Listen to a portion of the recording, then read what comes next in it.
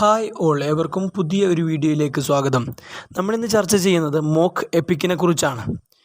Mock epic is a poem that satirizes an event or a person. ഒരു വ്യക്തിയെയോ ഒരു സംഭവത്തെയോ പരിഹസിച്ചെഴുതുന്ന കവിതക്കാണ് mock EPIC എന്ന് പറയുന്നത്. അതിലെ ഹീറോ എന്ന് പറയുന്നത് മിക്കവാറും ഒരു വിഡ്ഢിയായിരിക്കും.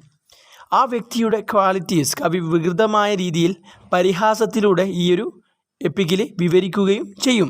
ഈയൊരു മോക്ക് എപ്പിക്കിൻ്റെ പ്രത്യേകത എന്ന് പറയുന്നത് അത് എപ്പിക്കിനെ പോലെ തന്നെയാണ്.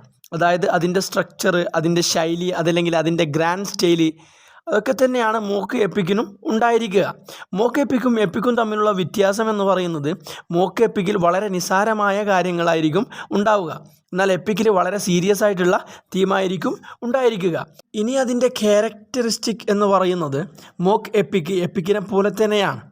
കാവ്യദേവതയെ സ്തുതിച്ചുകൊണ്ടാണ് ഇത് തുടങ്ങുന്നത്.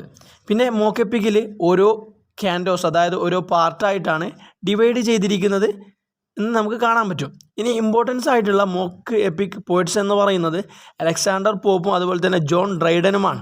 ഇവർ രണ്ടുപേരും നിയോ ക്ലാസിക്കൽ പോയിറ്റ്സാണ്. ഇവർ രണ്ടുപേരുമാണ് ഈ ഒരു ഫേമസ് മോക്ക് എപ്പിക് പോയിറ്റ്സ് എന്ന് അറിയപ്പെടുന്നത്. അതിൽ അലക്സാണ്ടർ പോപ്പിൻ്റെ the rape of the lock എന്ന് പറയുന്ന പോമാണ് വളരെ ഫേമസ് ആയിട്ടുള്ള പോം. ബെലിൻഡ എന്ന് പറയുന്ന ഒരു ഹീറോയിൻ, ആ ഒരു പെൺകുട്ടിയുടെ മുടി കട്ട് ചെയ്യപ്പെടുന്നു. അതിൻ്റെ പേരിലുണ്ടാവുന്ന പ്രശ്നങ്ങളാണ് ആ ഒരു കവിതയുടെ തീം എന്ന് പറയുന്നത്. ലണ്ടനിലെ അപ്പർ ക്ലാസ്സിനെ പരിഹസിച്ചുകൊണ്ട് എഴുതിയ കവിതയാണ് ഈ ഒരു അലക്സാണ്ടർ പോപ്പിൻ്റെ the rape of the lock എന്ന് പറയുന്ന ഫേമസ് ആയിട്ടുള്ള പോം. അതേപോലെ തന്നെ ജോൺ ഡ്രൈഡൻ്റെ മാക് ഫ്ലക്നോയും മോക്ക് എപ്പിക് പോമാണ്. തോമസ് ചാഡ്വെല്ലിനെ പരിഹസിച്ചെഴുതിയ പോമാണ് ഈ ഒരു മാക് ഫ്ലക്നോ എന്ന് പറയുന്നത്. ഇത്രയുമാണ് ഈ ഒരു മോക്ക് എപ്പിക്കിനെ കുറിച്ച് പറയാനുള്ളത്. ഈ ഒരു കാര്യങ്ങളൊക്കെ നിങ്ങൾക്ക് മനസ്സിലായിട്ടുണ്ടാവും എന്ന് കരുതുന്നു. ഈ ഒരു വീഡിയോ നിങ്ങൾക്ക് ഉപകാരപ്രദമായെങ്കിൽ തീർച്ചയായും നിർബന്ധമായും നിങ്ങൾ ഈ ഒരു ചാനൽ സബ്സ്ക്രൈബ് ചെയ്യുക. ഇത് നിങ്ങളുടെ ഫ്രണ്ട്സിലേക്ക് ഷെയർ ചെയ്യുക. അടുത്തൊരു വീഡിയോയുമായി നമുക്ക് വീണ്ടും കാണാം. Good bye.